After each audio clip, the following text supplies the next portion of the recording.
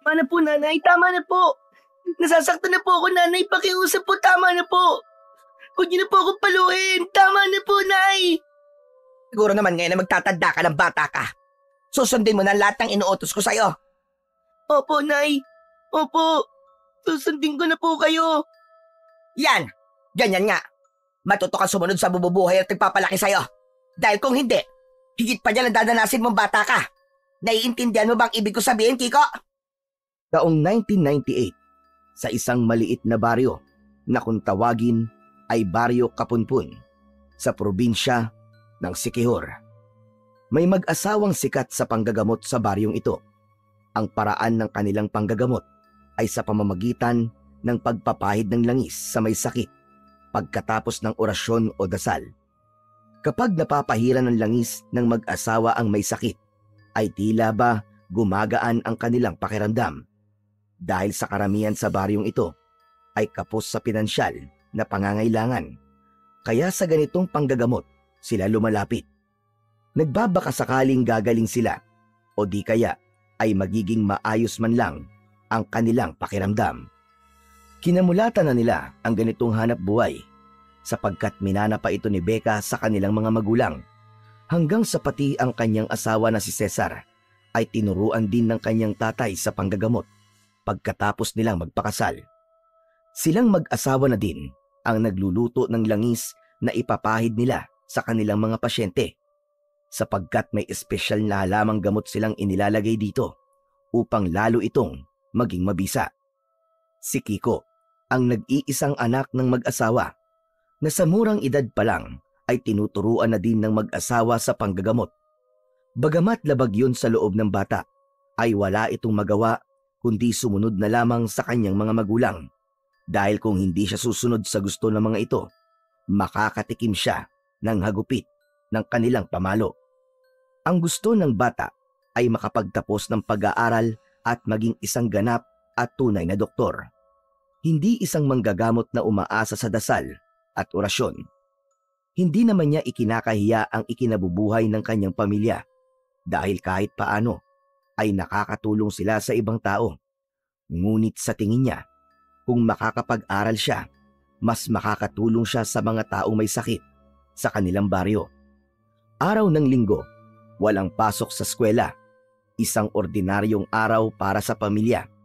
Maaga pa ay inihanda na ni Kiko ang mga langis na gagamitin ng kanyang mga magulang. Isinalin yon sa maliit na boteng nilinis din niya ng nagdaang gabi. Maaga pa ay marami ng pasyente ang dumadating sa bahay nila para magpagamot, kaya maaga pa ay inaayos na ni Kiko ang mga upuan.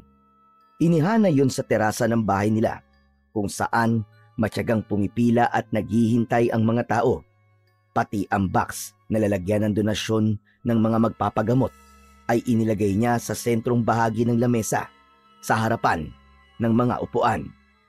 6:00 na ng umaga, may ilang dumating na upang magpagamot. Ang iba sa kanila ay mga dayo pa sa kabilang baryo o bayan.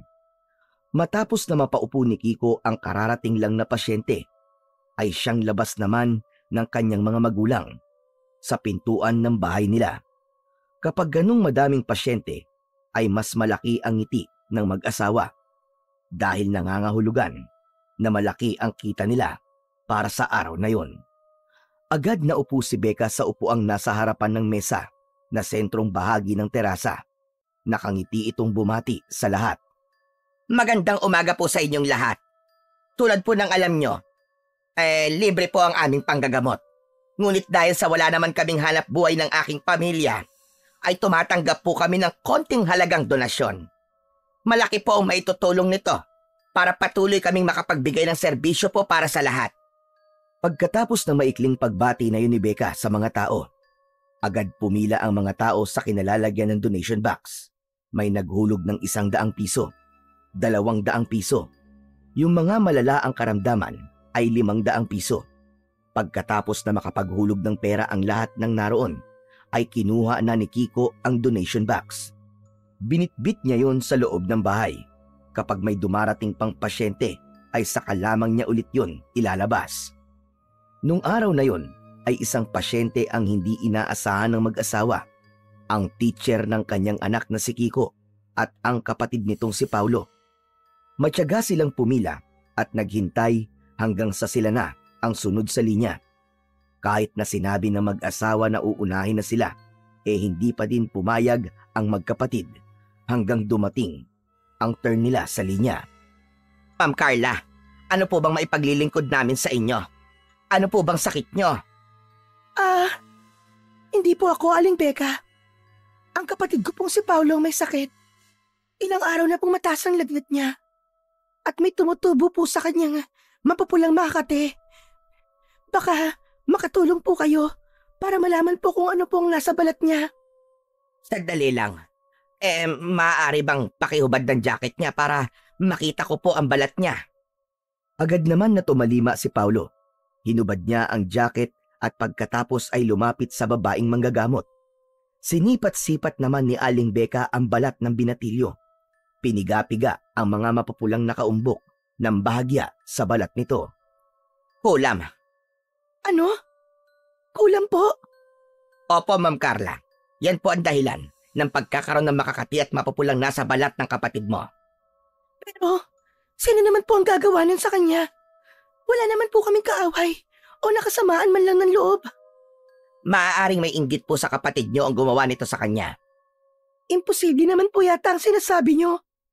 Hindi po kayo naniniwala. Bakit nagpapagamot pa po kayo dito sa amin? Hindi naman po sa ganun.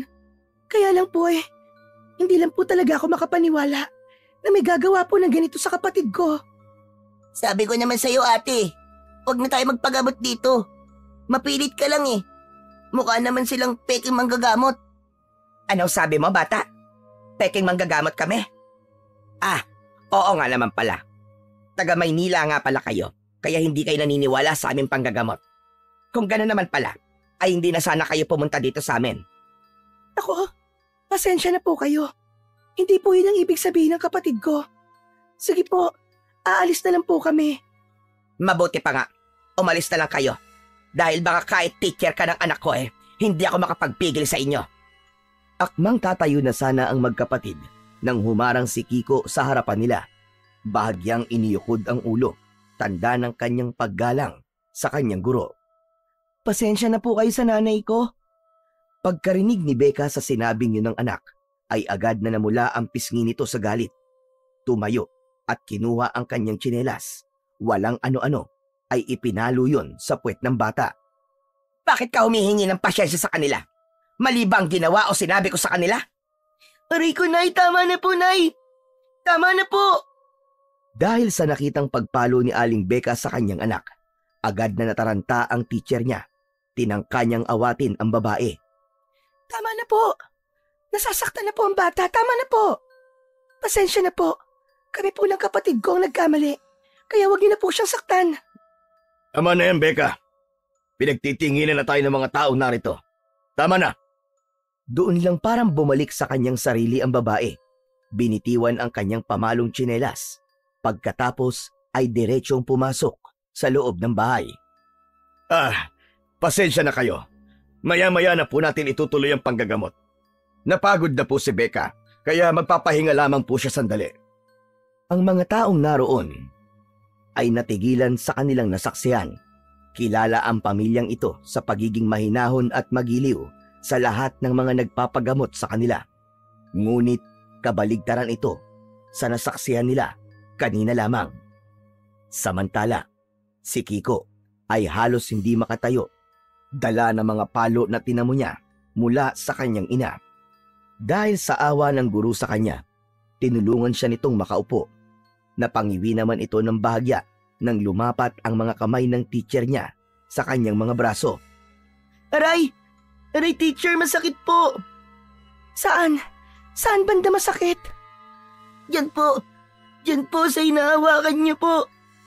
Halos magkandautal-utal ito sa pagsasalita dahil sa patuloy pa din sa pag-iyak.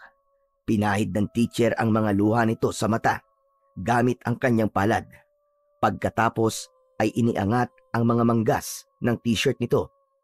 Tumambad sa kanyang mata ang malaking pasa nito. Kaya naman, iniangat na rin ito ang t-shirt ng bata sa ibabang bahagi ng katawan nito. Sa bandang tiyan ng bata, mas lalong nanlaki ang mga mata ng teacher nang makita ang mas malalaking pasa ng bata sa bahaging yon ng kanyang katawan. Kiko, saan mo nakuha mga pasang ito? Hindi makapagsalita ang bata dahil sa buhos ng kanyang emosyon. Ang mahinang pag-iyak ng bata ay unti-unting lumakas. Magsasalita na sana ang bata nang biglang lumabas muli ang ama ng bata na si Mang Cesar. Matalim ang tingin nito sa bata. Tila ba pinagbabantaan niya ito na huwag magsalita ng kahit na ano sa kanyang guro. Ngunit ang kanyang guro ay patuloy pa rin sa pag-uusisa sa kanya. Sumagot ka, Kiko. Saan mo nakuha mga pasa mo sa katawan? Bago pa muling makapagsalita ang bata, ay agad na siyang hinila ni Mang Cesar. Sapilitang ipinasok sa loob ng bahay nila habang patuloy pa rin sa pag-iyak. Habang ginagawa yun ng tatay niya, nakatitig pa din siya sa kanyang teacher. Tila ba may ipinapahiwatig ito sa kanya. Tapos na po ang panggagamot ngayong araw. Bumalik na lamang po kayo bukas. Dahil sa sinabing yun ni Mang Cesar, ay nagbulong-bulungan ang lahat ng naroon habang naglalakad palabas ng terasa ng bahay. Kayo din po, Teacher Carla. Umuwi na po kayo. Pero si Kiko po. Anak namin si Kiko, kaya wala po kayong dapat na ipag-alala. Matigas ang naging bigkas ni Mang Cesar sa salitang anak. Sinadya niya yon upang ipakita sa guro ang otoridad niya sa kanyang anak na si Kiko. Ate, ka na. Baka mapahamak pa tayo dito. Tara na, ate. Pero paano ang bata? Tulad po na sinabi niya, anak niya ang batang yun. Kaya halika na, ate. Pabayaan na natin sila. Walang nagawa si Carla kundi umalis na lamang. Kahit na nasa bahay na nila sila ng kanyang kapatid, hindi pa din mawala sa isip niya si Kiko. Sunod-sunod na buntong hininga ang pinakawalan niya habang nakatanaw sa labas ng bintana ng salas nila. Hindi yun nakaligtas sa kapatid niya na kanina pa nakamasid sa kanya. Ate, nag-aalala ka pa din ba para kay Kiko? Oh, nararamdaman kong may mali sa batang yon. Nakita mo din kanina mga pasa ng bata, hindi ba? Oo, ate. Pero pakiusap sa'yo. Huwag ka na makialam sa kanila. Baka kasi mapahamak ka eh. Paano na lamang ako pag nangyari yun? Ngumiti ng bagya si Carla pagkarinig ng mga salitang yon sa kapatid niya. Huwag ka mag-alala. Hindi ako gagawa ng ikakapahamak mo o nating dalawa. Ngiti lamang ang iginanti ng nakababatang kapatid sa kanyang mabait na ate. Teka, kumusta na pala ang pakiramdam mo? Bumaba na po ang lagnat ko. Saka, hindi na po ako nangangati. Kahit paano po effective naman po yata ang langis na inilagay ng salbahing babaeng yon. Uy, ano ka ba? Huwag ka magsalita ng ganyan ha. Mas nakakatanda pa din yun sa'yo. Kaya dapat na igalang mo pa rin siya. Mabuti ba no masama ang ipinapakita ng ibang tao sa'yo? Kailangan mo pa din silang igalang at maging mabuti sa iba sa lahat ng pagkakataon. Napakabait mo talaga, ate. Kaya ang swerte ko sa'yo eh. Tapos, ito talagang kapatid ko. Nakuha pa akong bulahin. Pumasok ka na nga sa kwarto mo at mauna ka nang matulog. Mamamalansya lamang ako ng uniform ko para bukas. Pero alam mo, mukhang pamilyar sa akin ang babaeng yun. Parang nakita ko na siya dati. Hindi ko lang matandaan kung saan. Baka naman kamukha lang niya, ate. Siguro nga. Huwag mo nang isipin ng salbahin yun, ate. Sasakit lamang ang ulo mo sa kanya. Mabuti pa, gawin mo na lang ang dapat mong gawin para matapos na. Samantala, sa bahay naman ni Kiko, pagkatapos na makaalis ng mga tao, tinangka ng ina na patuloy na saktan ng bata. Pinigilan na siya ng kanyang asawang si Mang Cesar. Tama na yan, Becca. Huwag mo nang saktan ng bata. Abay bakit? Kumakampi ka na ba ngayon sa batang yan, ha? Hindi naman.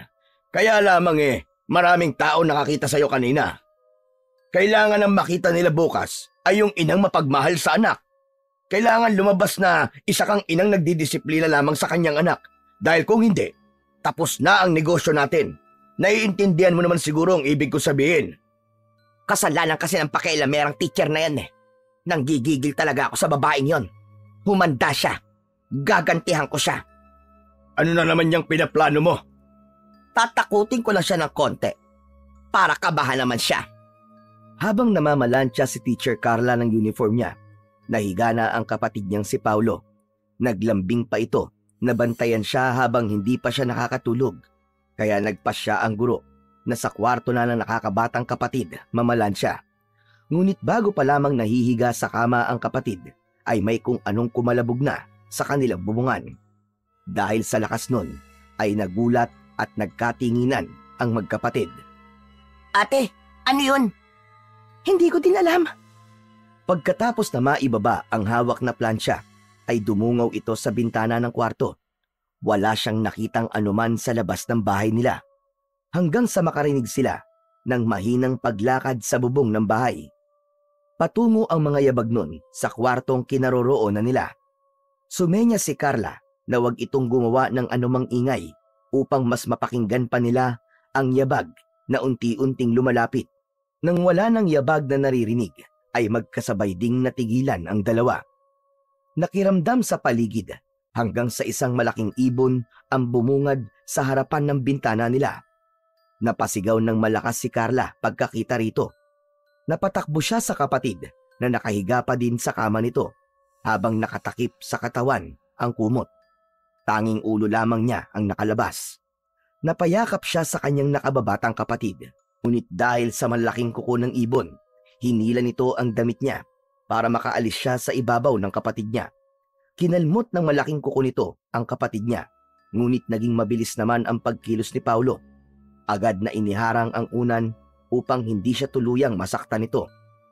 Natataranta naman na kinuha ni Carla ang nakasaksak pang plancha at agad na itinutok yon sa katawan ng nag-aamok na ibon. Dahil sa init ng plancha ay napaungol ito na tila ba alulong ng isang aso. Saka muling dumaan sa bintana palabas ng bahay. Pagkaalis ng ibon ay agad na isinara ni Carla ang bintana. Pagkatapos ay lumapit sa kapatid na nanginginig pa din dahil sa takot ng sandaling yun. Ayos ka lang ba? Hindi ka ba nasaktan? Oo ate, okay lang ako. Ikaw ba? Hindi ka din ba nasaktan? Nakahinga ng maluwag ang magkapatid nang matiyak na ligtas na sila. Ate, ano kaya yung umatake sa ating kanina? Hindi pangkaraniwan ang laki ng ibon na yun. Hindi lang basta ibon yun, Paulo. Anong ibig mo sabihin, ate? Isang aswang yun na nasaan yung ibon lamang. Paano mo nasisiguro yun, ate? Dahil nararamdaman ng suot kong medalyon, ang dugong aswang niya. Sigurado ka ba dyan sa sinasabi mo, ate? Oo, hindi ako maaaring magkamali. Nararamdaman ko na yun kanina pa, pero kailangan ko lang ng ebidensya. Bukas, patutunayan ko yan sa'yo. Pero, paano ate? Basta bukas, isasama kita doon para ikaw mismo makakita ng ebidensya ang sinasabi ko sa'yo. Kapag napatunayan ko na tama ang hinala ko, babalikan ko ang demonyong yon. Gagantihan ko siya. Nang gabing din yon, ay sa kwarto na ng kapatid niya natulog si Carla. Natakot siyang baka bumalik na naman ang aswang sa bahay nila. Kailangan niyang maging alerto sa lahat ng oras. Kinabukasan, maagang nagising si Carla. Nagpaalam siya sa kanyang principal na hindi muna makakapasok sa school dahil may mahalagang bagay na dapat siyang gawin. Muli silang bumalik sa bahay ng kanyang mag-aaral na si Kiko. Pagdating niya sa bahay nila ay kakaunti pa lang ang taong naroroon. Hindi kagaya ng dati na punong-puno ang buong terasa ng bahay. Pagpasok niya sa terasa ay agad siyang sinalubong ni Becca. Makahulugan ang tingin habang naglalakad papalapit sa kanila. Narito kayo uli sa bahay namin.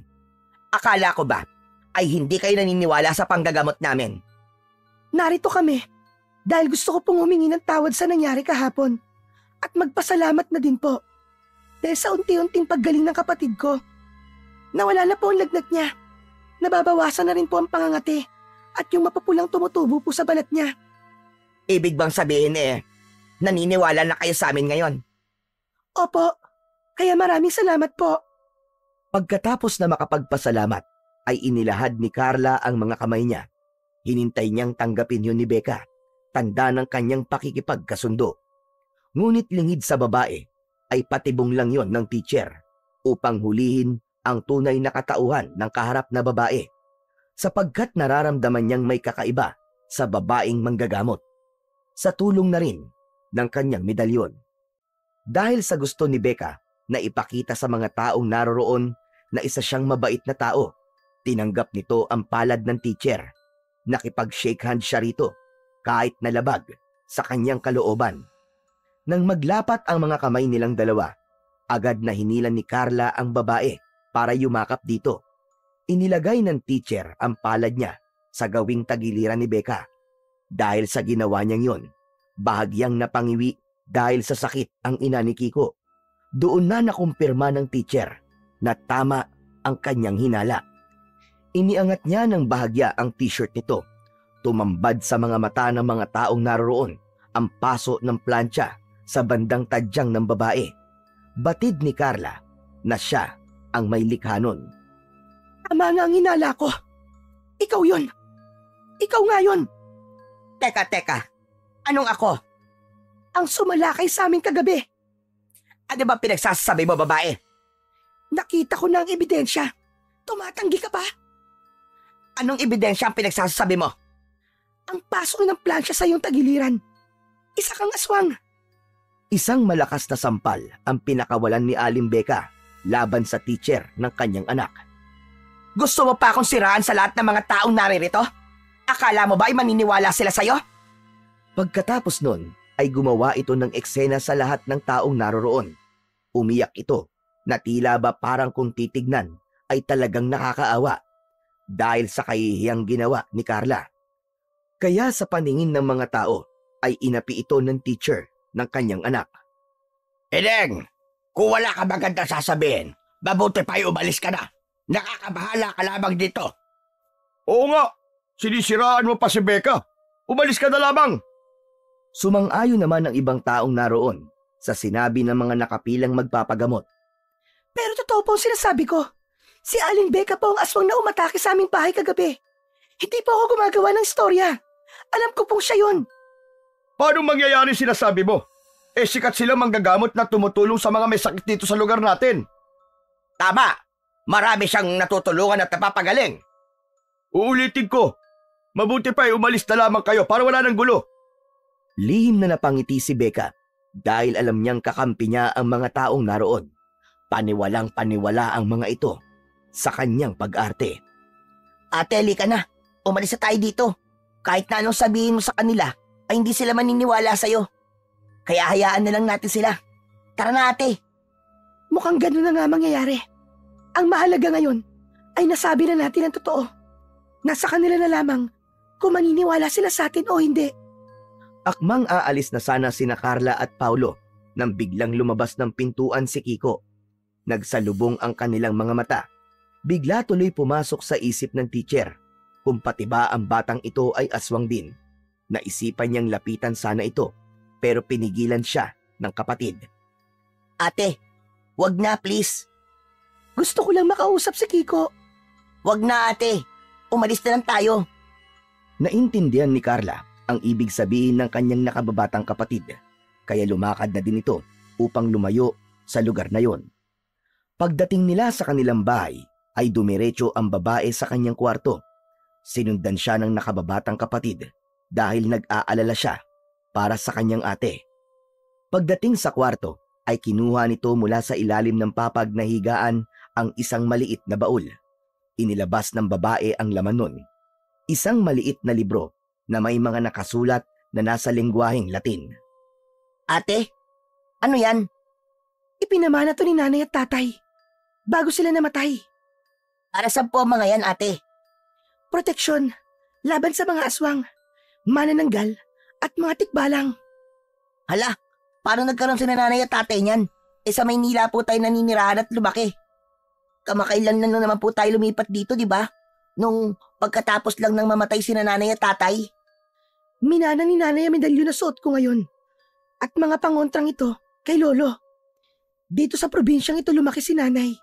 Kaya alam niya na mayroong aswang dito sa lugar na ito. Pero ate, alam mo ba kung paano gamitin ang mga yan? Hindi mo pa nga ata nagagamit kahit minsan ang medalyon na yan eh. Bago namatay si nanay, itinuro niya sa akin ang paggamit ng medalyong ito. Pero hindi ko pa talaga nasusubukan gamitin ito. Kung babalik ang aswang dito sa bahay natin, hindi ako magdadalawang isip na gamitin to sa kanya. Ate, naisip ko lang po ito kanina. Kung aswang nga po si Aling Becca, ang anak niya pong si Kiko ay malamang aswang din. Yan nga din ang iniisip ko kanina. Kaya nga gusto ko siyang lapitan. Pati kaya ang asawa ni Aling Becca ay aswang din? Hindi ko din alam ang sagot dyan, Paulo. Pero isa lang ang sigurado ko.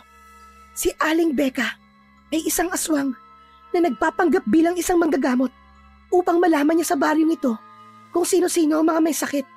Sa gayon, ay madali niyang matutukoy kung sino ang susunod niyang biktimahin. Tamang sinabi mo, ate. Pero paano natin sasabihin yun sa mga tao? Paniwalang paniwala sila sa mag-asawang yun dahil nakakatulong sila. Gagawa ko ng paraan, Paulo, para malantag ang kasamaang ginagawa nila. Pero sa ngayon, magmamanman muna ako hanggang sa makakuha ko ng sapat na ebidensya laban sa kanila. Delikado ang gagawin mo, ate. Parang itataya mo na din ang sarili mong buhay kapag ginawa mo yun. Kailangan kong gawin yun, Paulo. Kahit itataya mo ang sarili mong buhay para doon? Huwag kang mag-alala, Paulo. Mag-iingat ako. Samantala, sa bahay ni Kiko, ramdam pa rin ni Aling Becca ang sakit ng paso ng plancha sa kanyang tagiliran. Kahit na tinapalan niya na yun ng halamang gamot, ay hindi pa rin mawala-wala ang kirot nito. Kapag ganong tumitindi ang sakit, si Kiko ang napagbubuntunan niya ng galit. Kiko, magpakulo ka nga ng tubig. Lilinisin ko lamang ang sugat ko. Nang mga oras na yon ay naguhugas ng pinggan ng bata. Pero dahil sa utos ng ina, iniwan niya yon pansamantala. Nagpaapoy sa kalan at saka nagpakulo ng tubig. Kiko, wala pa ba ang tubig? Bilisan mo naman. Napakakupad mong bata ka. Hindi pa po kumukulo ang tubig, nanay. Pero malapit na po. Konting hintay na lang po. Kanina pa ako naghihintay. Ang bagal mo talagang kumilos kahit kailan. Nang makita ng bata na kumulo na ang tubig, nagsalin siya sa maliit na palanggana. Saka inilagay ang mga halamang gamot na gagamitin sa paglilinis sa sugat ng ina. Nang maiayos na niya ang lahat, dahan-dahan niyang binuhat ang maliit na palanggana. Tipid ang naging hakbang niya papunta sa kinaroroonan ng kanyang ina na ng mga sandaling yon ay nasa salas ng bahay nila. Nang matanaw na siya ng ina na patungo sa gawin niya, sumigaw na naman ito para bilisan ang pagkilos ng bata. Binilisan ng bahagya ni Kiko ang kanyang paglalakad. Ngunit nang malapit na siya sa kinauupuan ng ina, dahil na rin sa pagkakataranta, hindi niya napansin ang upuang nakaharang sa daraanan niya. Napatid siya nito at dire-diretsyong nadapa. Ang tubig na mainit ay tumapon sa katawan ng kanyang ina. Napatayo at napasigaw dahil sa pagkapasong tinamo. Aray! Ang init! Walang hiya ka talaga, bata ka! Walang hiya ka! Hindi alam ni Aling Becca ang gagawin dahil sa pagkapaso ng katawan niya sa mainit na bumuhos sa kanya. Tinangka nitong hawakan ang bata upang saktan. Ngunit dahil sa sakit na tinamo, napaupo na lamang ito sa sahig habang patuloy sa pagsigaw. Nanginginig naman sa takot na tumakbo palabas ng bahay ang bata. Tumakbo siya kahit walang direksyong patutunguhan. Sa bilis ng kanyang pagtakbo at pagkataranta, hindi niya napansin ang taong kasalubong niya. Nabangga niya ito at napaupo sa lupa. Nang mag-angat ito ng muka, doon niya lamang napansin na yun pala ang kanyang teacher Carla. Lumapit siya dito at tinulung makatayo. Pinagpag ng babae ang kanyang suot na damit na nalagyan ng alikabok. Nagtataka ito na nakatingin kay Kiko. Sorry po, teacher. Hindi ko po sinasadya. Bakit ka ba tumatakbo? May kinakatakutan ka ba? Si nanay po. Papaluin na naman po niya ako eh. Natatakot po ako. Bakit? Ano ba nangyari?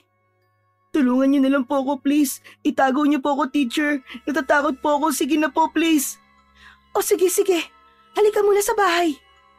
Nahimasmasan naman ang bata pagkaranig sa sinabing yun ng kanyang teacher. Kaya isinama siya nitong umuwi. Nang makarating sila sa bahay ng kanyang teacher, agad itong kumuha ng t-shirt na pamalit. Basang-basa siya ng pawis dahil sa ginawang pagtakbo kanina. Nakamasid naman na may pagtataka sa mukha ni Paulo pagkakita kay Kiko na kasama ng kanyang ate. Sinenyasan niya ito na mag-usap muna sila sandali. Naintindihan naman ni Carla ang senyas na yon. Lumakad siya sa gawin ng kapatid hanggang sa makarating sila sa loob ng kwarto.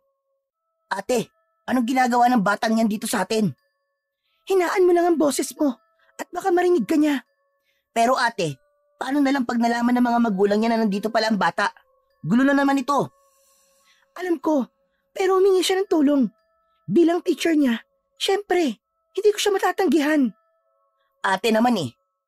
Nako, ewan ko ba? Bahala ka na nga. Nagpapaalala lamang ako sa'yo. Alam mo na aswang ang nanay niyan. Baka balikan na naman tayo. Huwag kang mag-alala doon, Paulo. Ako na ang bahala doon. Kung babalik siya dito, may panlaban ako medalyon. Kaya hindi ako natatakot. Pagkatapos na maikling pag-uusap na yon, muling lumabas si Carla sa salas. Naabutan niya ang bata na nakatulog na sa kawayang upuan nila sa salas. Saglit na tinitigan niya ang bata. Payapa ang itsura nito habang natutulog. Ngunit bakas sa muka at katawan nito ang pang-aabusong dinanas sa kamay ng malupit na ina. Kung may magagawa lang sana ako para tulungan ka. Mahinang pagkausap ni Teacher Carla sa bata habang natutulog ito. Aalis sana ang teacher upang magtungo sa kusina nang biglang magmulat ito ng mga mata. Teacher, pwede po bang dito na lang po ako sa inyo? Gustuhin ko man, Kiko. Ngunit may mga magulang kang naghihintay sa'yo. Ano ba talaga nangyari sa'yo? Isinalaysay ni Kiko sa kanyang teacher ang nangyari kanina. Doon niya lalong nakumpirma na si Aling Becca talaga ang aswang na sumalakay sa kanila. Pag umuwi po ako sa amin, tiyak na mapapalo na naman po ako ni nanay. Pero nanay mo pa rin siya. Kahit na magalit siya sa'yo, paluin ka niya. Mahal ka nun. Kasi siya ang nanay mo. Kahit ganun kalupit magdisiplina ang isang ina, mahal ka pa rin niya. Sunod-sunod na luha ang umagos sa mga mata ni Kiko. Halos hindi ito makapagsalita dahil sa bigat ng emosyong kumawala sa kanya. Awa naman ang nararamdaman ni Carla para sa kanyang estudyante. Nanay mo siya, Kiko. Kaya alam kong mahal ka niya. Hindi po. Teka, anong ibig mong sabihin? Tumitig si Kiko kay Carla. Saka ito huminga ng malalim. Hindi ko po sila tunay na magulang. Hindi po siya ang tunay kong ina. Ha? Anong sinabi mo, Kiko? Ulitin mo nga sinabi mo. Hindi po siya nanay ko. Ampon lang po nila ako. Totoo ba yan? Opo. Kaya nga po ganun sila kalupit sa akin dahil hindi naman po nila ako tunay na anak. Teka, alam mo ba kung nasa ng tunay mo mga magulang? Sunod-sunod na pag-iling ang ginawa ng bata. Dala ng matinding awa ay niyakap ng teacher ang batang nasa harapan. Ganon. Pwede kang manatili dito sa akin hanggat gusto mo. Ako ang mag-aalaga sa'yo. Salamat po, teacher. Tulungan niyo po akong hanapin ang mga magulang ko, ha? Para may magmamahal na po sa akin. Oo, pinapangako ko. Tutulungan kita. Hahanapin natin ang tunay mo mga magulang. Kinagabihan, habang naghahapunan sina Carla, Paulo at Kiko, sunod-sunod na pagkatok ang narinig nila sa labas ng pintuan. Inaasahan na ng teacher kung sino ang kanilang magiging bisita, kaya binilinan niya ang dalawang batang lalaki na manatili lamang sa kinaroroonan nila. Wag na wag lalabas ng bahay. Pagbukas ng pintuan, bumungad ang mag-asawang Becca at Cesar. Ano pong kailangan nyo? Ang anak naming si Kiko. May nakapagsabi sa amin na nandito ang anak ko. Andito nga po ang bata. Pero hindi ko siya pwedeng ibigay sa'yo. Dahil sinasaktan mo ang bata.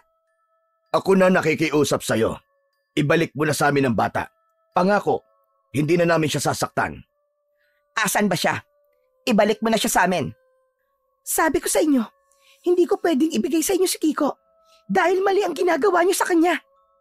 Tila walang narinig si Becca. Dire-diretso itong pumasok sa loob ng bahay. Tumuloy ito sa kwarto hanggang sa kusina. Hinalughog ang buong bahay. Makita lamang ang bata. Aba, teka lang po. Trespassing na ang ginagawa niyo. Hindi kayo pwedeng basta na lamang pumasok sa bahay ng iba. Nakita ni Becca si Kiko at agad na hinawakan sa braso. Heto pala ang batang ito. Halika na, Kiko. Umuwi na tayo. Sabay hila nito sa braso ng bata. Nagpipipiglas ang bata, sanhi para mawalan ng balanse si Becca at matumba. Agad namang lumapit si Cesar sa asawa para tulungan itong makatayo. Basta po kayo. Wala kayong anak na maisasama. Dahil wala kayong anak dito. Sinabi na po ni Kiko sa akin ang buong katotohanan. Ginagalit mo talaga ako. Sapagkat alam mo na din naman ang tungkol sa sekreto ng aming pamilya. Kaya heto, ipapakita ko na sa iyo ang buong buo para manginig ka sa takot. Ikaw na mismo magmamakaawa sa akin.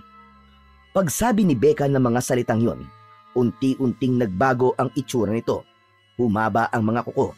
Lumalabas ang mga pangil at tumutulo ang nakakadiring laway nito. Ang mapusyaw na kulay ng kanilang balat ay napalitan yon ng itim, nakadagdag sa nakakatakot nitong anyo. Ganito rin ang naging anyo ni Mang Cesar. Doon nalaman ni Carla na pareho palang aswang ang mag-asawang ito. Bagamat nakaramdam ng takot, pinilit na pinatatag ni Carla ang sarili. Kahit nanginginig ang kanyang tuhod, ay hindi niya yon ipinahalata. Ngayong nakita mo na ang tunay naming anyo, ibabalik mo na ba sa amin ang anak namin? Maging boses nito ay nagbago din. Nakakatakot ang kakaibang boses na parang nasa ilalim ng lupa. Hindi! Lalong hindi ko ibabalik sa inyo ang bata. Patayin niyo man ako ngayon. Hindi ko ibabalik sa inyo si Kiko. Mga kampon kayo ng demonyo. Sinenyasan ni Carla sina Paulo at Kiko na mamalagi lang sa likuran niya. Sumunod naman ang dalawa. Niyakap ni Paulo ang bata upang aluin ito kahit paano. Nanginginig ang mga tuhod nito dahil sa takot. Hindi makapaniwala sa kanilang nasasaksihan. Handa ka na bang mamatay, babaeng pakialamera? Tignan na lang natin kung hanggang saan ang tapang mong babae ka. Marahang paglakad papalapit sa tatlo ang ginagawa ng mga aswang na mag-asawa. Patuloy naman sa paurong na paglakad ang tatlo. Samantala, si Carla naman ay unti-unti nang umuusal ng mahinang orasyon at dasal. Dahil doon ay nagliwanag ang suot niyang medalyon. Nakakasilaw ang liwanag na nagmumula dito. Nang mapansin niya na hindi makatingin ang mag-asawa sa kanya, sinamantala niya yon. Mabilis siyang kumilos patungo sa kusina. Kumuha siya ng isang dakot na asin at isinabo yon sa mag-asawang aswang. Bawat butil ng asin na dumikit sa katawan ng mga aswang ay tila pagsabog na dulot sa katawan nila. Doble ang sakit nun kay Aling Becca, lalo na't sariwa pa rin ang mga sugat nito dahil sa pagkapaso ng plancha at sa tubig na mainit na natapon sa kanya. Napaungol ito sa sakit, ungol na katulad sa alulong ng isang hayop na nahihirapan. Sinamantala naman ni Carla ang pagkakataon na yon para gamitin ang isa sa kapangyarihan ng medalyon. Itinaas niya yon habang nakatutok sa kinaroroonan ng dalawa. Iginalaw niya pakaliwa at pakanan, sanhi para makaramdam ng hilo ang dalawa, hanggang sa tuluyang mawalan sila ng balanse. Dahil doon ay humina ang kapangyarihan nila bilang aswang na nang mga sandaling yon ay unti-unting nagbalik sa pagiging tao. Samantala, dahil sa lakas ng sigaw na ginawa ng mag-asawa kanina, ay nakaagaw yun ng pansin sa mga kapitbahay. Isa-isa silang dumating sa bahay ng teacher kasama ang kapitan ng barangay na ipinitawag din ng mga kapitbahay na nakarinig. Subalit huli na ang tagpong naabutan nila. Dumating ang mga kapitbahay sa tagpong nasaan yung tao na muli ang mag-asawa at nakaupo na sa sahig. Masama ang tinging ipinukol ng mga tao kay Carla sa pag-aakalang naging malupit ito sa mag-asawa. Lumabas na si Carla ang may ginawang masama sa mag-asawang Becca at Cesar ng mga sandaling yun. Sinamantala naman ng mag-asawa ang pagkakataong yun para makuha ang simpatsya ng mga tao. Nilakasan nila ang pag-iyak upang lumabas. Nakaawa-awa sila. Ma'am Carla, ano nangyari dito? Bakit umiiyak ang mag-asawang ito? Hindi malaman ni Carla ang isasagot sa kapitan, kaya nanahimik na lang ito. Ang mag-asawa naman ay lalo pang inilakas ang pag-iyak upang lalong kaawaan ng mga taong naroroon. Lumayas po, Kapitan, kaninang umaga ang anak namin na si Kiko. Pinapauwi lang po namin ulit ang anak namin sa aming bahay. Ngunit ayaw po siyang payagan ni Ma'am Carla. Tama ho yun. Minasama po ni Ma'am Carla ang pagsundo namin kay Kiko. Ayaw niya tong ibigay sa amin. Totoo ba ito, Ma'am Carla? Ayaw niyong ibalik ang kanilang anak. Opo, Kapitan. Nakita niyo na, Kapitan? Ayaw niyang ibigay sa amin ang aming anak. Hindi naman po sa ganun na ayaw ko. Kundi dahil sinasaktan po nila ang bata, kaya hindi ko po siya maibibigay muli sa kanilang mag-asawa. Dinidisiplina lamang po namin ang aming anak, Kapitan. Paano na lamang po kung lumaking hindi naturuan ng bata? Baka maging sakit siya sa ulo. Malibang disiplinahin namin ang aming anak? Ipagpauman ninyo, Ma'am Carla. Iginagalang namin kayo bilang guro sa paaralan sa baryong ito. Ngunit hindi niyo po dapat panghimasukan ng pagdidisiplina ng magulang sa kanyang anak. Hayaan niyo pong gawin nila ang kanilang tungkulin bilang magulang. Sige na ho, Ma'am Carla. Ibalik niyo na po ang bata sa kanila. Hindi niyo po kasi naiintindihan, Kapitan. Ma'am Carla, sila ang may karapatan sa bata. Sabi nga nila, gusto lang nilang disiplinahin ito. Hindi alam ni Carla kung paano pa siya magpapaliwanag sa kanilang kapitan sapagkat hindi naman niya maaaring sabihin dito ang kanyang nalalaman dahil hindi rin siya papaniwalaan at baka siya pa ang lumabas na gumagawa ng mali at kasinungalingan. Nang mapansin ng mag-asawang Becca at Cesar na umaayon sa kanila ang mga taong naroroon, napangiti ito ng may halong pangaasar sa teacher ng anak niya. Ngunit kapag kay kapitan ito tumitingin, ay nagiging mukhang kaawa-awa ang anyo nito. Tama yung kapitan, mabait na mag-asawang ito dahil tumutulong sila sa mga may sakit dito sa baryo natin. Kaya kung hindi ibabalik ng teacher na ito ang anak nila, kasuhan niyo sila at isumbong sa paaralan para matanggal siya sa trabaho niya. Oo ka, Kapitan. Saksi kami sa kabaitan nila. Kaya tulungan niyo po silang babawi ang bata. Lalong nanggigil sa galit sa inis si Carla dahil sa mga sinabing yun ng mga kapitbahay. Paniwalang paniwala sila sa panluloko ng mag-asawa. Naikuyom niya ang kanyang mga kamay upang pigiling lumabas ang galit at inis na kanina pa niya nararamdaman. Lamang, bakit po hindi si Kiko mismo ang tanungin niyo? Siya ang makapagsasabi ng katotohanan sa inyo. Tahimik na nakatingin si Kiko sa mga nangyayari, pero lalong nanginig ang tuhod ng bata dahil sa takot. Gusto niyang sabihin ang totoo upang iligtas ang kanyang teacher. Ngunit sa nakikita niyang sitwasyon ngayon, mukhang makukuha na naman siya ng kanyang mga itinuturing na magulang. Naguguluhan ang bata kung ano ba ang kanyang sasabihin. Kiko, iyo, totoo ba at sinasabi ng teacher mo? Sinasaktan ka nga ba ng nanay at tatay mo? Nag-uunuhang umagos ang luha sa mga mata ng bata dahil sa takot at sa hindi malamang isasagot. Pinalo po ako ni nanay dahil may nagawa po akong mali. Iyon naman pala eh. May ginawa kang mali, kaya nasaktan ka.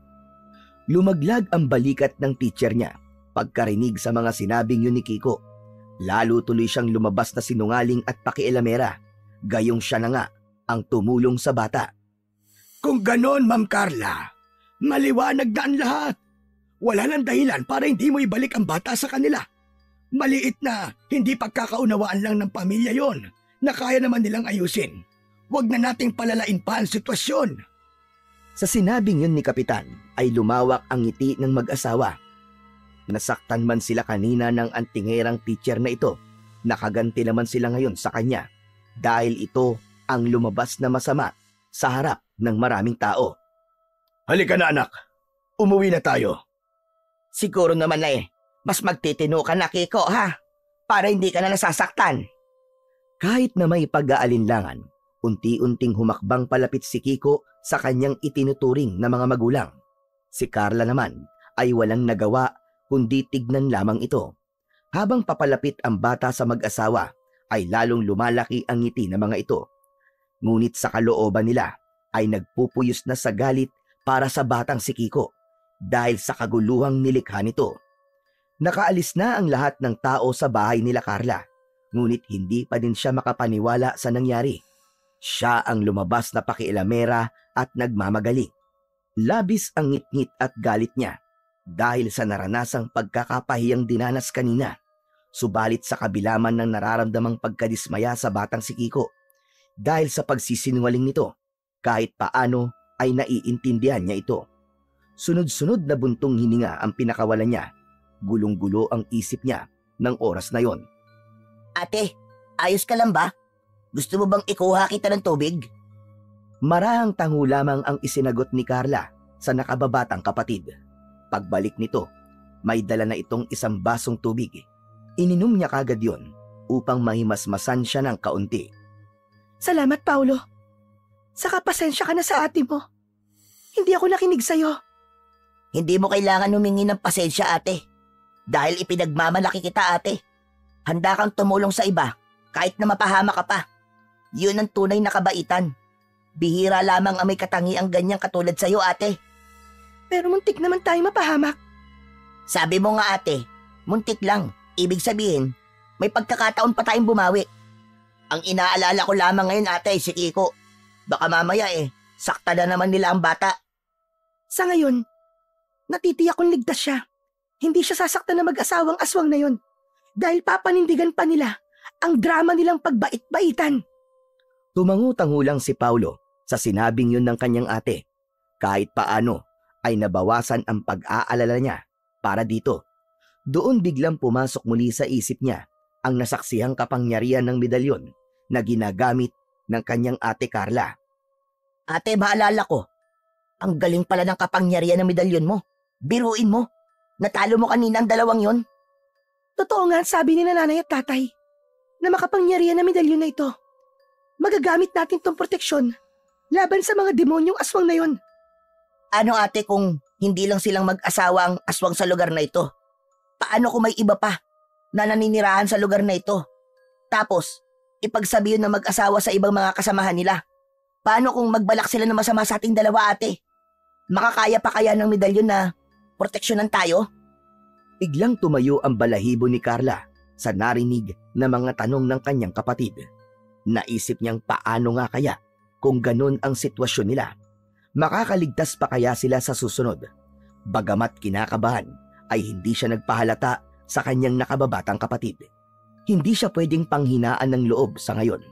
Kailangan niyang maging malakas para sa kapakanan nilang dalawa. Kung mangyari man yun, ipagtatanggol at lalabanan natin sila. Hindi tayo padadaig sa kanila, Paulo. Panalangin ang pinakamabisang sandata natin. Yun ang gagamitin natin para matalo natin sila.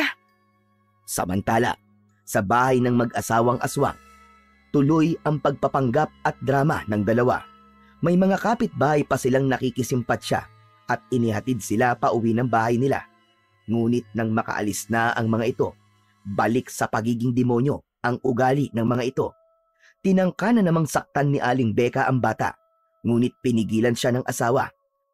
Bagamat naiinis siya sa pagtatanggol na yon sa bata ng kanyang asawa, hinayaan na lamang niya. Kaya nang nasa kwarto na sila, ay hindi na ito nakapagpigil. Bakit mo ko pinigilang sakta ng batang yon kanina? Kumakampi ka na ba ngayon sa batang yon, ha, Cesar? Hindi sa ganon.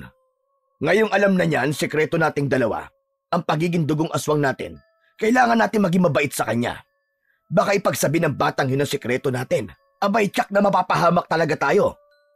Kahit nasabihin pa niya sa ibang tao yon, walang maniniwala sa kanya. Kuhang-kuha natin ang loob ng mga tao sa baryong ito, kaya wala kang dapat na ipag-alala. Kahit na, Becca, kailangan pa din nating maging maingat. Dapat may pagpatuloy natin na mapaniwala ang mga tao na mababait tayo. Ang totoo nga, napakahirap na rin magkunwari. Pero kailangan pa rin nating gawin yun, Becca. Samantala, kahit malalim na ang gabi, ay hindi pa din makatulog si Kiko. Hindi siya dalawin ng antok. Nakokonsensya siya sa ginawa niyang pagsisinungaling kanina. Napakabait pa naman ng kanyang teacher, pero hindi siya naging mabuti dito. Dahil sa kanya, napahamak ito at napahiya. Wala rin kasing maniniwala sa kanya dahil nakuha na ng kinikilala niyang mga magulang ang simpatsya ng mga tao. Mas lalong gumugulo ngayon sa isip niya ang tinuturing niyang mga magulang. Masama na nga ang ugali ng mga ito, ngunit hindi niya inakala na may mas lalala pa palang sikreto ang mga ito. Ngayon ay mas dapat siyang maging maingat sa pagkilos niya. Isa pang gumugulo sa isip niya ang kung ano bang plano ng mga ito sa kanya. Hindi naman siya tunay na anak ng mga ito, kaya walang dahilan para pigilan siya ng mga ito na umalis sa poder nila. Dahil sa labis na pagkabalisa, ay bumangon muna siya sa kanyang higaan. Lalabas sana siya ng kwarto niya upang kumuha ng tubig, ngunit nakaramdam siya ng takot. Naalala niya na mga aswang nga pala ang mga kasama niya sa bahay. Paano na lamang kung makita niyang muli sa kadiliman ng gabi ang mga nakakatakot na anyo ng mga ito. Bumalik na lamang siya sa kanyang higaan. Tinakpan ng kumot ang buong katawan. Mahinang umiyak dahil sa kawalan ng pag-asa. Doon niya naisip ang kanyang tunay na mga magulang. Nanay, tatay, nasaan na po ba kayo? Bakit po ako narito sa lugar na ito? Saan ko po ba kayo matatagpuan? Diyos ko, tulungan niyo po ako. Ibalik niyo po ako sa tunay kong pamilya. Nakatulog na lamang ang bata sa ganung kalagayan. Nagising itong namamaga ang mga mata dahil sa pag-iyak ng nagdaang gabi. Bagamat hindi maganda ang pakiramdam niya ng araw na yon, gumayak pa din siya, naligo at nagbihis ng uniform sa school. Papasok siya sa school upang kahit paano ay mabawasan ang mga oras na kasama ang mga aswang sa bahay nila.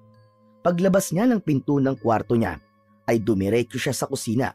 Naabutan ang mga magulang niya na nagluluto ng langis na gagamitin sa panggagamot mamaya. Kiko, gising ka na pala. Opo, papasok na po ako sa school. Nagkakandautal pa siya sa pagsasalita dahil sa takot sa mga ito. Hindi ka na papasok sa eskwelahan. Pero bakit po? Mataas naman po ang grades ko ah. Hindi ko naman po pinababayaan ang pag-aaral ko. Dahil nakapagdesisyon na ang nanay mo, naturuan ka din sa panggagamot. Kaya sige na, magpalit ka na ng damit mo. Pagkatapos ay pumunta ka sa bodega. Kunin mo ang boteng pinaglalagyan ng mga langis na ginawa namin ng nanay mo. Bagamat labag sa kanyang loob, sumunod na lamang si Kiko sa inutos ng tatay niya. Sa ngayon ay susunod na lang muna siya sa gusto ng mga ito para hindi siya masaktan at mapahamak. Pagpasok niya sa loob ng bodega ay nakita niya kagad ang mga box ng boteng paglalagyan nila ng langis. Nakaayos na yon tulad ng dati. Papalabas na sana siya ng bodega ng isang lumang baul ang nahagip ng kanyang mga mata. Noon lamang niya nakita ang baul na yon. Kaya dala ng kuryosidad, lumapit siya dito, saka ibinaba ang daladalang box. Kinuha ang lumang baul, saka tinangkang buksan ito. Ngunit dahil sa may kalumaan na ito, ay hindi agad ito nabuksan ng bata. Maraming kalawang ang nakapaligid sa bunganga ng baul, kaya hinila niya muna ito sa isang sulok ng bodega. Pagkatapos ay kumuha siya ng lumang telang ipinantakip dito. May kabigatan din ang baul na yon, kaya halos maubos ang hininga niya sa paghila dito. Malakas ang pakiramdam niya na may itinatago ang mga magulang niya sa baul na yon, kaya babalikan niya yon sa sandaling umalis ang mga yon mamayang gabi. Pagbalik niya sa kusina, dala-dala na niya ang mga boteng kailangan ng mga magulang niya. Isa-isang inilabas ni Mang Cesar ang mga bote, habang si Aling Beka naman ang nagsasali ng langis dito. Tuwing ginagawa nila yon, pinapaalis na siya ng mga magulang niya. Ngayon niya lang naisip na baka pati sa langis na yon ay may kakaibang sangkap din silang inilalagay. Kaya kahit na pinaalis siya ng kanyang mga magulang, sumilip pa din siya ng palihim sa ginagawa ng mga ito. Aalamin ko lahat ng mga sikretong tinatago nyo para yun ang maaari kong gamitin laban sa inyo. Sa gayon, ay makaalis na ako sa bahay na ito. Samantala, hindi maiwasan ni Teacher Carla na mag-alala para kay Kiko.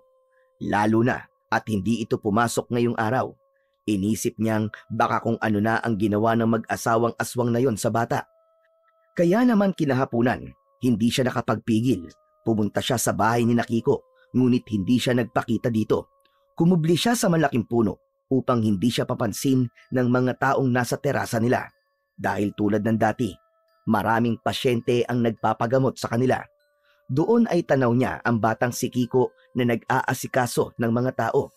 Kahit paano ay nakahinga siya ng maluwag dahil mabuti ang lagay nito.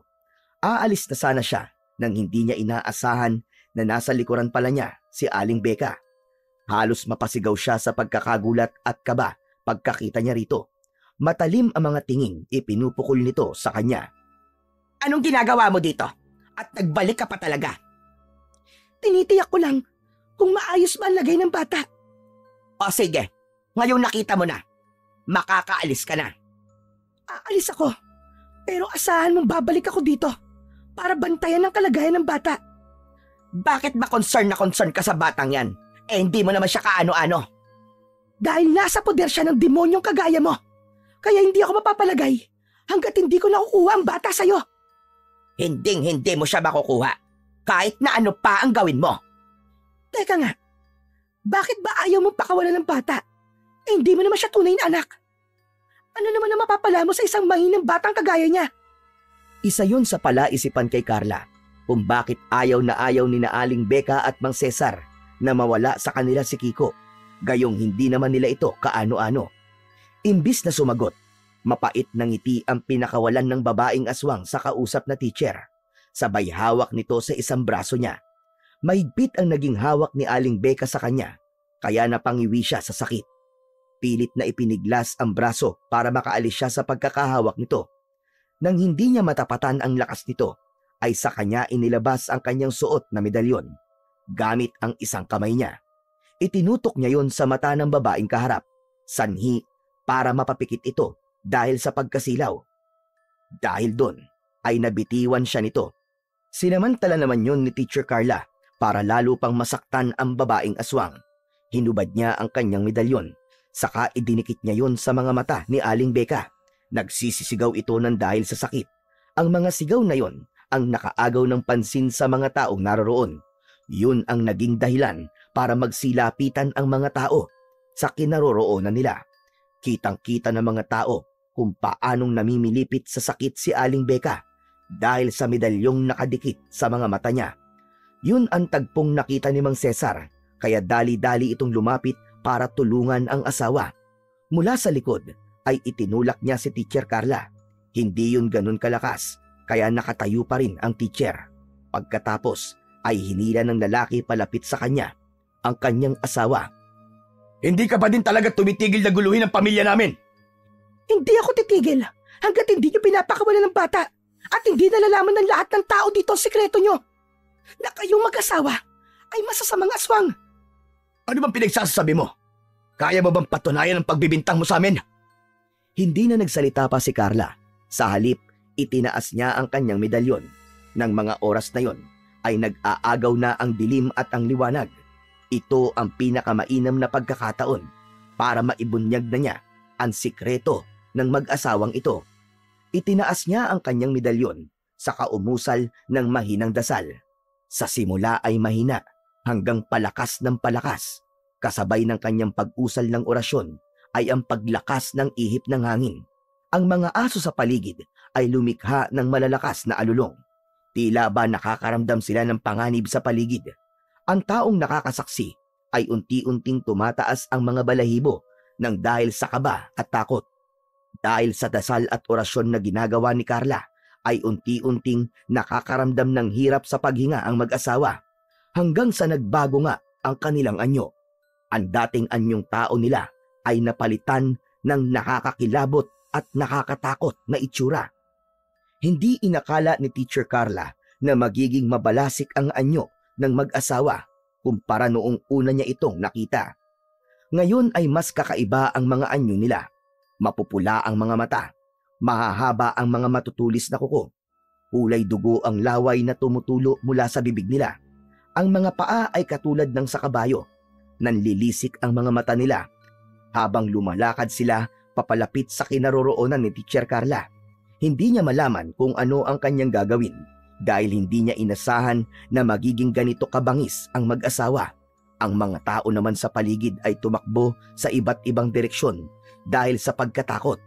Ang mas hindi pa inasahan ni Carla ng mga oras na yon, ang ilan sa mga nakapila na magpapagamot din sa mag-asawa. Mga aswang ding kagaya nila.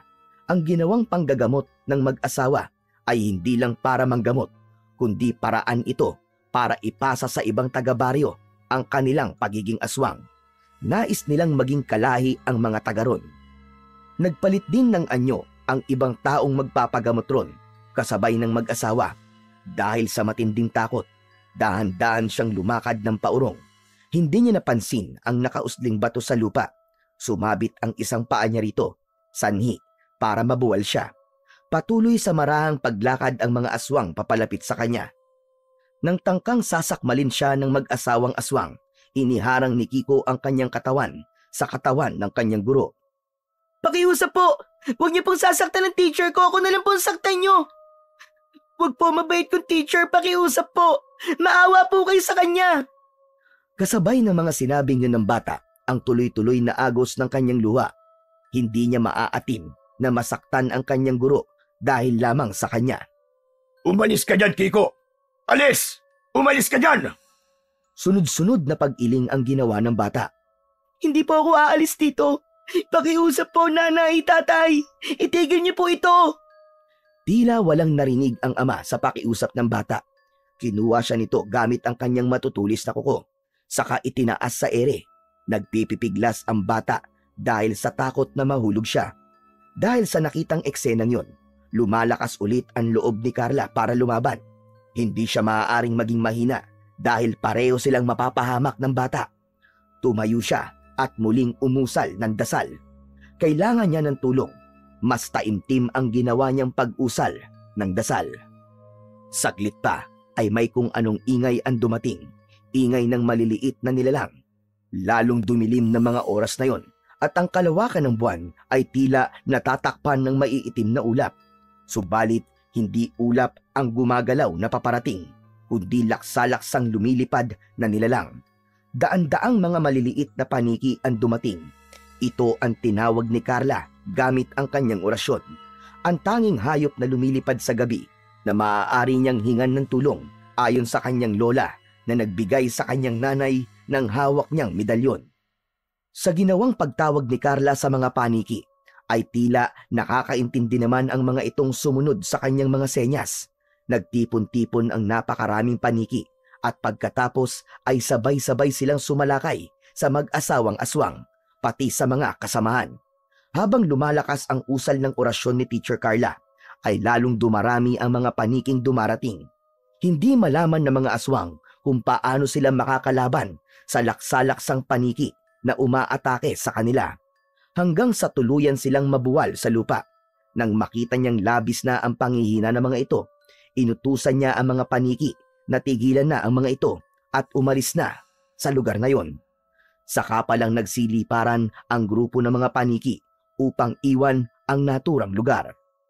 Nang mawala na ang mga hayop na lumilipad, ay tuluyan ng pumasok sa loob ng bahay sina Carla at Kiko.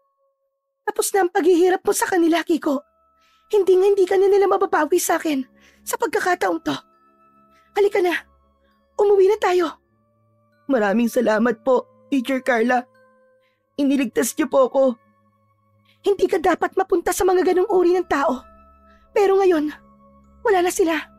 Pinagbayaran na Becca at Cesar ang naging kasamaan nila. Lakad na sina Carla at Kiko papauwi na parang walang nangyari. Pagdating sa bahay, ay ikinuwento ng dalawa kay Paulo ang nangyari at kung paano sila nakaligtas sa mag-asawang aswang. Hindi makapaniwala ang binatilyo sa kapangyarihang ginawa ng medalyon. Talaga po, ate? Tinulungan kayo ng medalyon? Oo, Paulo. Kung hindi dahil sa tulong ng medalyon, baka kung napano na kami ni Kiko. Buti na lang pala. Meron kang medalyon, ate. Kaya nga, salamat talaga kay Lola Sebia na siyang nagbigay nito kay inay at pinasa naman sa akin. Siguro, alam ni na inay na darating ang pagkakataon na may mga nilalang ng dilim na makakainkwentro tayo. Kaya ipinamana nila sa atin. Tama ka, Paulo. At maaaring pinagdaanan din nila ang gaya ng pinagdaanan natin ngayon. Maya-maya pa ay dumating na sina kapitan sa bahay nila upang alamin ang mga nangyari. Mabilis na kumalat ang balita at nakarating kagad yon sa kaalaman ng matandang pinuno ng baryo nila.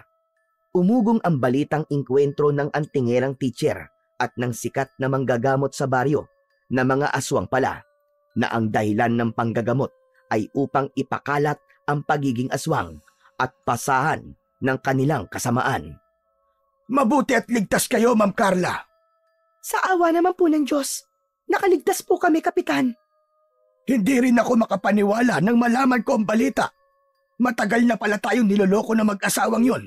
Kunwaring tumutulong sa mga tao, ngunit sila pala ang pumapatay mismo sa mga taong may sakit dito. Hindi lang sila, kundi pati ang mga kamag-anak nila ay kasabwat din nila. Tama po kayo. At ang mga malalakas dito sa atin ay sila mismo nagbibigay ng sakit upang magpagamot din sila. Pagkatapos ay gagamitin nila ang kanyang kapangyarihan upang salina ng pagkaaswang. Napakasama talaga nila, mga kampo ng demonyo. Kamakailan ko lang din po nalaman, Kapitan, ang tungkol sa kanila nung nagpagamot po ang aking kapatid sa kanya. Pasensya ka na, Teacher Carla, kung hindi ka namin pinaniwalaan nung una. Okay lang po yung Kapitan. Naiintindihan ko po kayo. Hindi ko naman inakala na sa tanda kong ito may aswang pala talaga. At dito pa mismo sa baryong nasasakupan ko. Huwag po kayo mag-alala, Kapitan. Tutulong po ako para mapuksa mga aswang sa ating baryo. Maraming salamat, Teacher Carla. O yan, abe, malaki ang magagawa mong tulong para sa baryong ito. Gagawin ko po ang makakaya ko. Bagamat hindi po ako taga rito, ngunit dito na po ang buhay ko ngayon. At napamahal na po ako sa mga tao rito. Kaya makakaasa po kayo na hindi ko kayo iiwan laban sa mga aswang. Sa inyong inkwentro kanina, ay napuruan mo ba sila? Sabi ng mga nakakita. Kapitan, malala po naging sugat nila. Kaya sa tingin ko, ay hindi sila makakalaban sa atin ngayon. Kaya kung papayag po kayo, ngayon na natin sugurin ang bahay ng mag-asawang aswang. At aswang na kagaya nila. Dahil madali po natin sila mapapatay ngayon. Kung ganon, ay maganda na tayo. Susugurin natin sila ngayon. At patayin na natin ang masasamang aswang na yon upang hindi na muling makapanakit pa sa ating baryo. Pagkatapos maihanda ang lahat ng kailangan, ay nag-umpisa ng lumakad ang mga galit na mga tao sa baryo. Nagdala sila ng sulo na tanglaw nila sa daan. Mga buhong kawayan na pinatulis ang dulo, mga putol na kahoy na maaaring pamalo kung talagang kinakailangan. Kasama sina Kapitan at ilang tanod ay tinungo nila ang bahay ni Becca. Pagdating nila sa bahay ng mag-asawa, ay tumigil sila sa loob ng terasa nito. Pinakiramdaman nila ang loob ng bahay kung naroroon pa ang mga aswang. Tahimik po ng bahay. Tingin ko po ay wala na sila sa bahay na yan.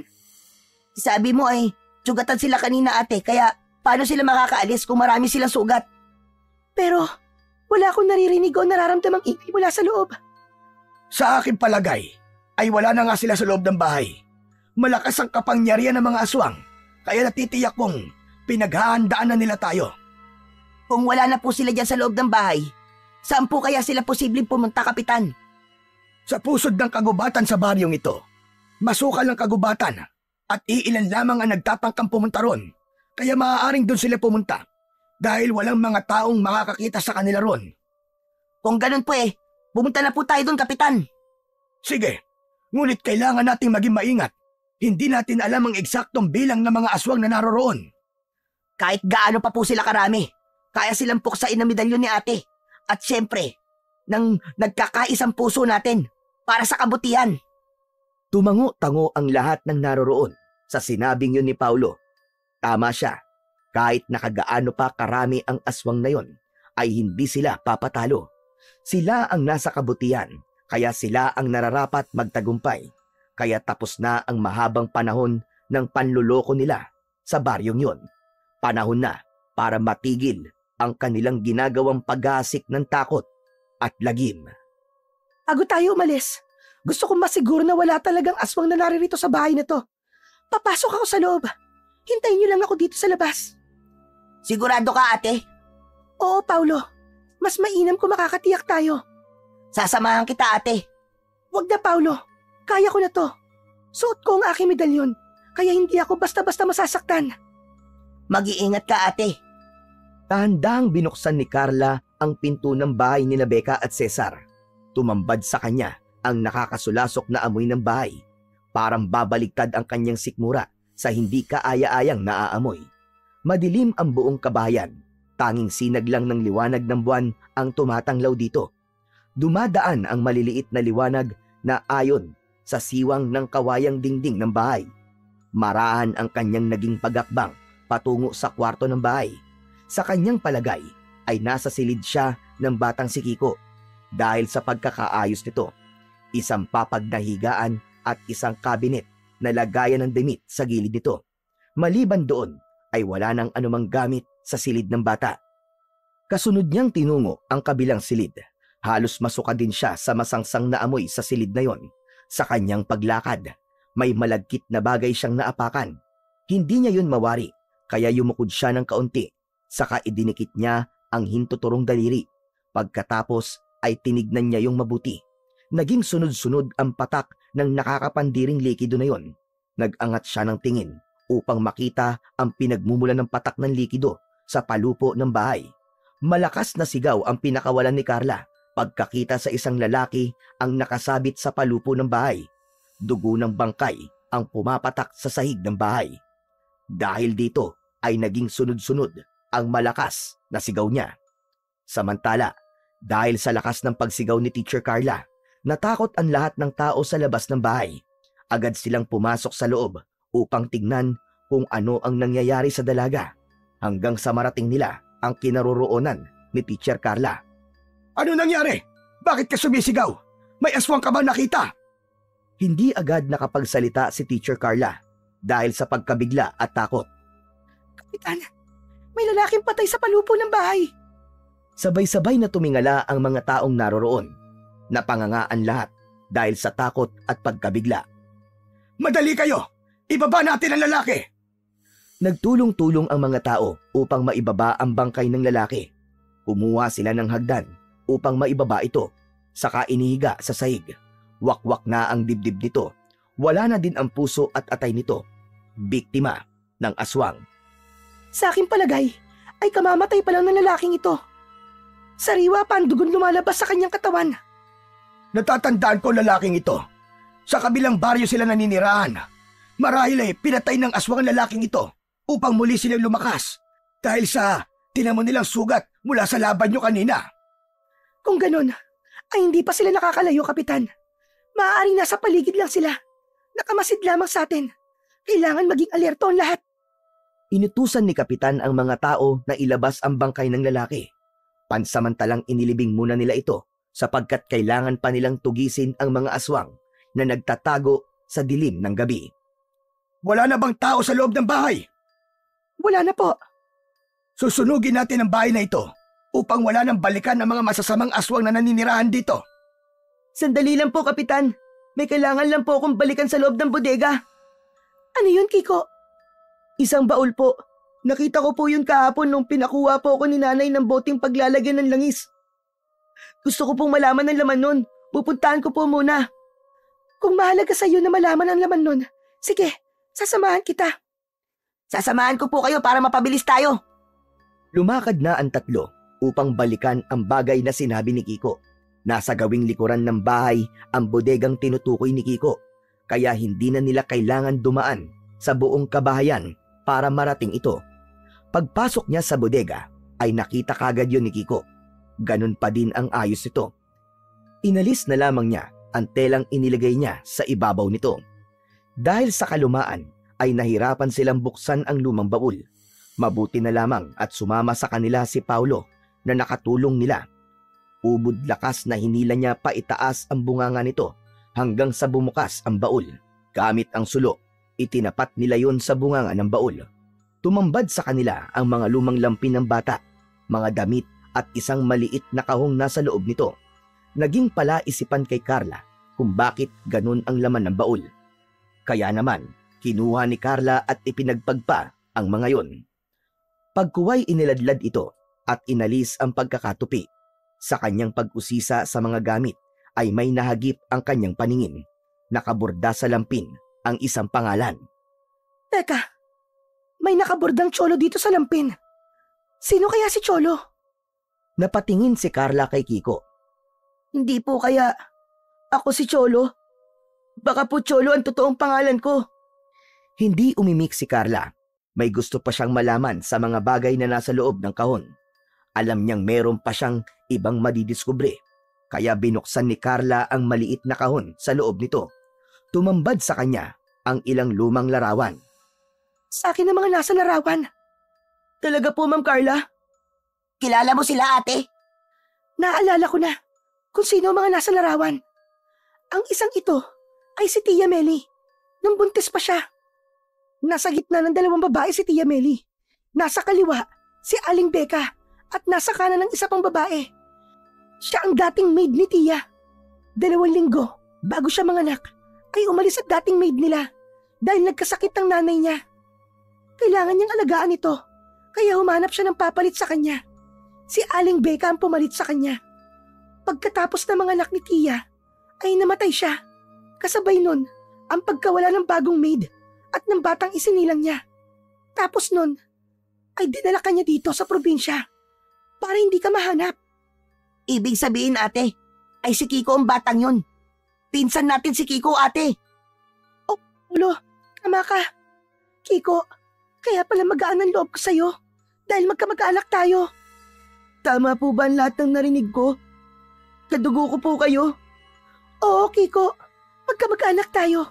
Kaya mula ngayon ay hindi na talaga ako papayag na may manakit pa sa'yo. Matagal ka naming hinahanap, kaya hindi na ako papayag na mawala ka pa sa amin.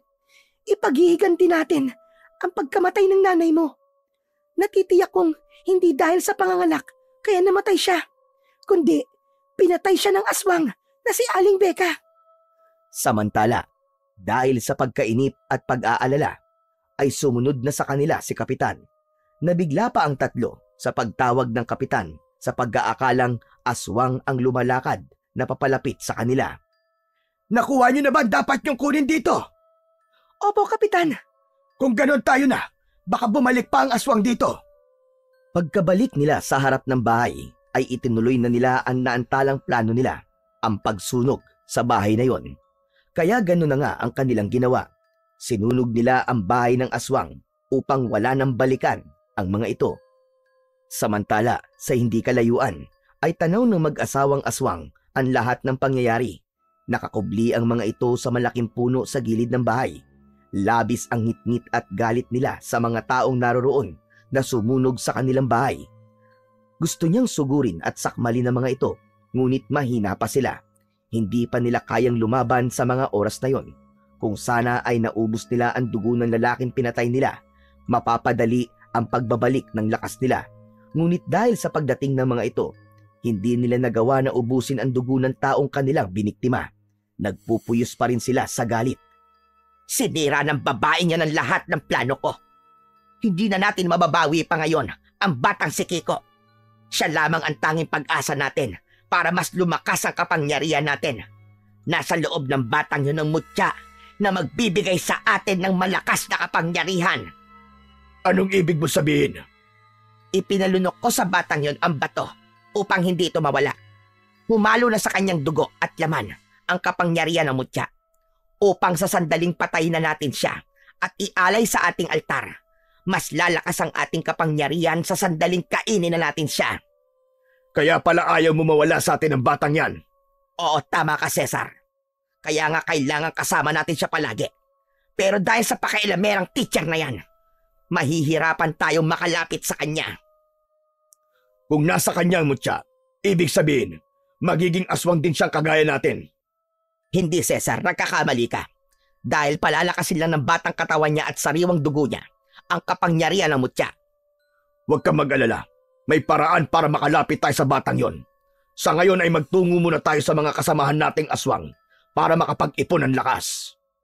Pagkasabi nun, ay nagpalit na ng anyo ang mag-asawa katulad ng isang ibong panggabi. Lumipad sila hanggang sa marating ang pinagtataguan ng mga kalahi nila sa pusod ng kagubatan. Samantala, ang mga taong baryo naman ay patungo na din sa pusod ng kagubatan. Hating gabi na nang marating nila ang lugar na sinabi ng kapitan. Hindi nga ito nagkamali. Doon nga ang kuta ng mga aswang. Sa hindi kalayuan ay huminto muna sila. Pinatay ang mga dalang sulo upang magmanman sa ikinikilos ng mga aswang. Napansin ni kapitan ang isang lalaki na na-stroke na laging nagpapagamot sa mag-asawa. Hindi pala ito totoong may sakit, kundi nagpapanggap lamang. Gayon din ang isang babaeng hindi nakakalakad.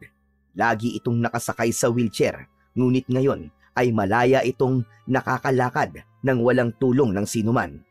Doon niya naisip na tama nga ang lahat ng sinabi ni Carla. Kasabwat ng mag-asawang aswang ang ibang taong naroroon para palabasin na totoong manggagamot sila upang perahan ang lahat ng mga totoong may sakit. Hindi lang yon, sila din ang pumapatay sa mga may sakit sa baryong yon. Samantala, ang mga aswang na nagtitipon-tipon ay wala pang kaalam-alam sa nagbabantang panganib sa kanila. Nasa harap sila ng isang altar, nakayukod sa imahe ng isang malaking ibon na sinasamba nila. Umuusal ng orasyon at dasal na inuukol para sa kanilang Panginoon. Pagkatapos na umusal ng dasal at orasyon, nagpapahid sila ng langis sa buong katawan. Pagkatapos na makapagpahid ng langis, nagbabago ang mga itsura nila sa mga nakakatakot at nakakahindik na anyo. Iba't ibang hayop ang katulad nila. Yun nga lang, mas malalaki kaysa sa normal na mga hayop na makikita ng mga tao. Kabilang sa mga ito ay ang mag-asawang Becca at Cesar na nasa anyo pa ng tao ng mga oras na yon. Habang nagmamanman si Carla sa mga kilos ng mga aswang, ay may kakaibang naramdaman si Kiko sa loob ng kanyang tiyan. Parang nasusuka siya na hindi niya maintindihan. Ano nangyayari sa'yo, Kiko? Hindi ko po alam, ate. Sumama po bigla ang pakiramdam ko. Teka, baka may nakain kang kung ano. Wala po.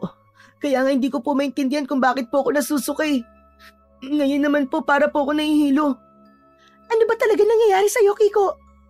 Hindi na nagawa pang sagutin ni Kiko ang tanong ni Carla dahil biglang nawalan ng malay ang bata. Nabuwal ito sa lupa nang hawakan ito ni Carla. Labis ang lamig ng katawan nito. May kakaibang puwersa siyang naramdaman sa loob ng bata. Hinubad niya ang kanyang medalyon, saka itinapat yon sa katawan ni Kiko. May kung anong bagay ang biglang nagliwanag mula sa loob ng katawan ng bata. Ano ang butil na ito? Aba, teka. Baka kagagawa niya na mag-asawang aswang. Tulungan mo ako. Iupo mo siya.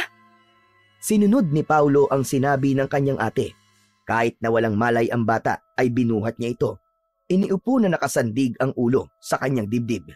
Pagkatapos ay umusal ng mahinang dasal at orasyon si Teacher Carla.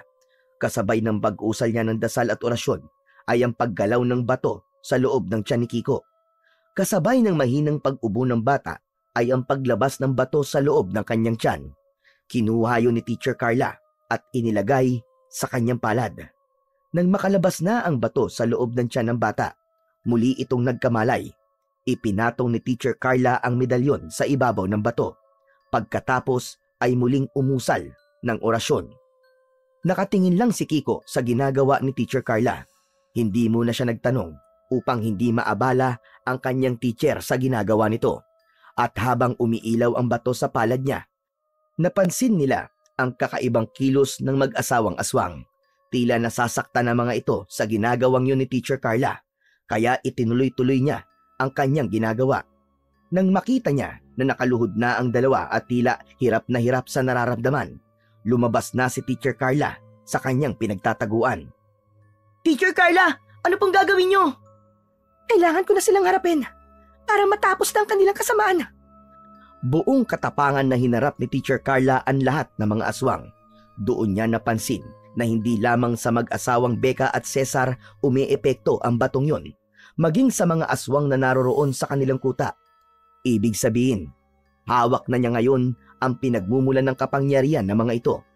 Bahagyang napangiti si Teacher Carla dahil nakikita na niya ang tagumpay nila. Nakita rin ni Becca ang ginagawa ni Carla. Nagmakaawa pa ito. Ibalik mo sa akin yan. Maawa ka.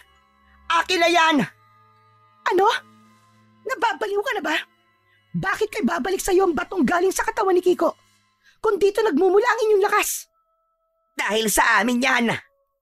Kahit sa inyo pa to, kung ginagamit niyo naman ito sa kasamaan, mainam na hindi ko na ito ibalik sa inyo. Lalo pang idiniin ni Carla ang medalyon niya sa batong nanggaling sa katawan ni Kiko. Dahil sa ginawa ng dalaga, naging sanhi yun upang magsigawan ang lahat ng aswang na naroroon. Ang mga alulong nila, tila mga asong takot na takot sa kamatayan, hindi magkandatuto sa nararamdamang sakit sa kanilang katawan. Masakit ba? Ha? Mga aswang? Nagsigawan at tila nagmamakaawa ang mga ito. lalo kayo masasaktan sa gagawin ko. At titiyakin ko, ito na magiging katapusan at kamatayan nyo, mga halimaw! Inilapag ni Carla sa isang malaking bato ang mutya na mula sa katawan ng bata. Mutya na pinagmulan ng kapangyarihan ng mga aswang. Saka inilagay ang sulo ng apoy sa ibabaw nito. Habang nasusunog ang bato ay umaapoy din ang katawan ng lahat ng mga aswang na naroroon. Malalakas na sigaw at pagtangis ang maririnig sa kabundukan. Patuloy lang sa ginagawa niya si Carla habang unti-unti ay tila natutunaw ang bato ng kapangyarihan ng mga aswang.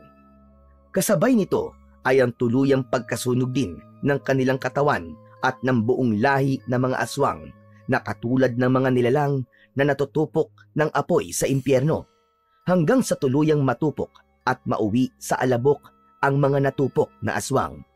Kaya sa wakas ay naipaghiganti na ni Carla ang pagkamatay ng kanyang tiya Meli at lahat ng mga taong na biktima ng mga aswang sa baryong yon. Kitang-kita ni Kiko at Paulo ang ginawa ni Teacher Carla, kung paano nito ipinaglaban ang kabutihan laban sa kasamaang dala ng mga aswang. Tapos na ang ugat ng lahat ng kasamaan at kadiliman sa kanilang baryo, kasamang tinupok na ng apoy. Tunay na ang kasamaan ay nababagay sa pagkatupok sa apoy. Ang kanilang abo ay tinangay na ng malakas na ihip ng hangin. Naghanda na sina Carla, Paulo at Kiko upang umuwi. Ngayon ay tunay na makakasama na ni Carla si Kiko. Wala nang sino mang kukuha pa sa batang kanila palang kadugo. Makakamtan na ni Kiko ang maging normal na bata na walang katatakutan. Nakaligtas siya sa tiyak na kapahamakan dahil sa tulong, pagmamalasakit at pagmamahal ng kanyang antingerang teacher. Hindi lahat ng mabuti sa ating paningin ay totoo. Ang iba ay nagpapanggap lamang upang makuha ang kanilang gusto. Ikinukubli ang mga kasamaang ginagawa sa pamamagitan ng pagkukunwaring kabutihan. Ngunit sa huli ay makatarungan pa rin ang Diyos. Ibubunyag ang kasamaan ng mga tao sa anumang paraan. Kaya piliing maging mabuti at totoo sa ating kapwa sa lahat ng oras at pagkakataon.